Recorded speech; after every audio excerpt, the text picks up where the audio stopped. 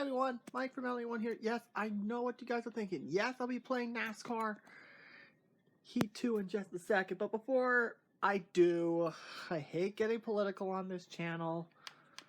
But I'm going to have to talk about what's been going on in the news recently and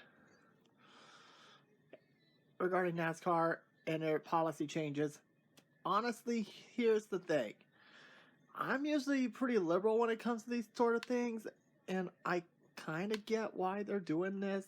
For those of you who don't, NASCAR pretty much shocked everybody when they announced that they were banning the Confederate flag from all their races.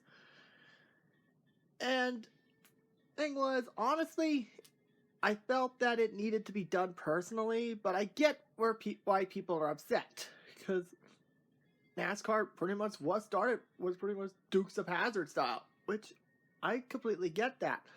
But I kind of have a theory why NASCAR did this. And I know people are going to say, oh, your theory sucks, blah, blah, blah, blah, blah, blah, blah. But hear me out. Hear me out on this. Because honestly, we saw in the news recently that...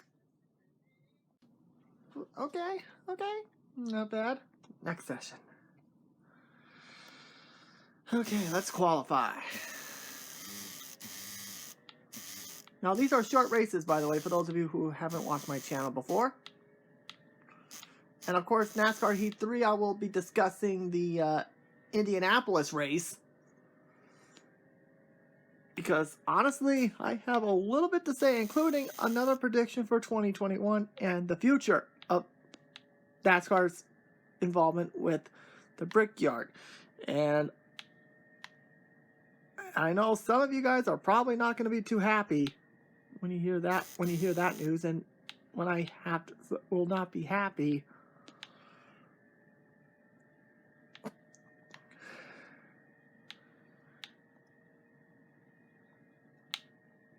Ugh, stop hitting the frickin' wall. Alright, let's see what I got. Probably got last. Oh, I'm in the top 10. Okay, cool. I'm starting in the top 10. Next to Ryan Truax. Okay, who's the loser? Ross Chastain. Man, I still... Spencer Boyd starting last? Are you kidding me? Man, I still feel bad for... I feel so bad for Ross Chastain after the DC Solar BS. And then... Oh boy. You know I had to talk about this one. And if it wasn't bad enough that NASCAR had to deal with, if that wasn't bad enough, in Talladega, when they had a plane saying defund NASCAR, bullshit. Bubba Wallace. Apparently there was a noose found.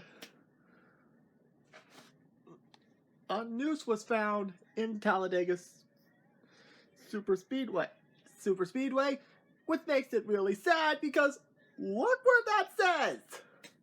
Talladega's his home track, which makes it so sad. But here's the problem. After doing an investigation, it turned out it was a garage pull opener. And then they posted a photo. Seriously, it's a noose knot. And I know, and the president said Bubba Wallace needs to apologize. But here's my stance on this. I agree, but also disagree. I agree someone needs to apologize. But it should not be Bubba Wallace.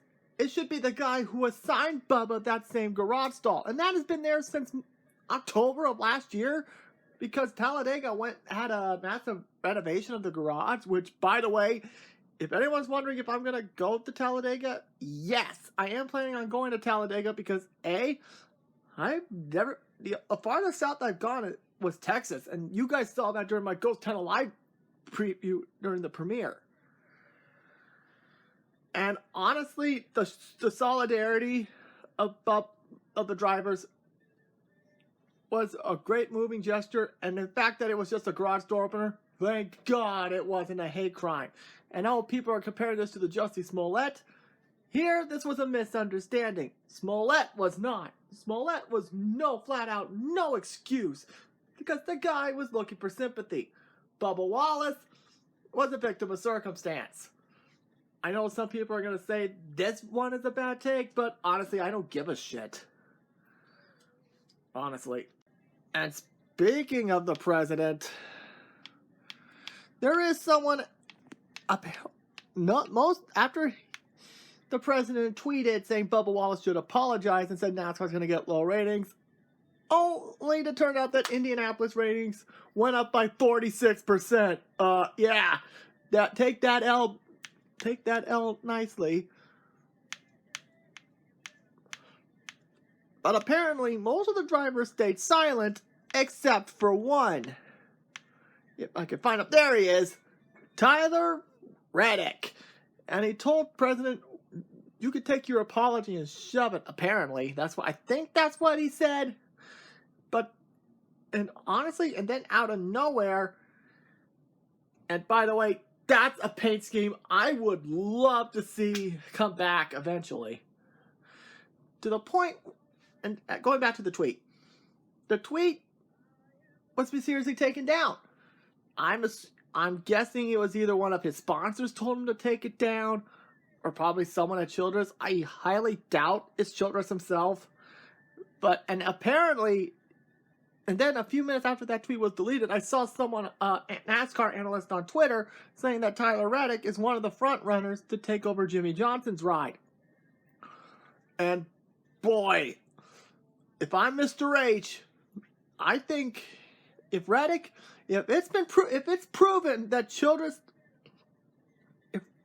did tell him to delete that tweet, I don't know how long his contract is, but I'm pretty sure if Mr. Hendrick offers him the 48, I'm pretty sure he's going to get a one-way ticket out of there. Which means now RCR needs an opening, and Austin Dillon is going to be a solo driver from here on in. And man, I feel bad for the A crew, A team on that one. Okay, let's get rid of that.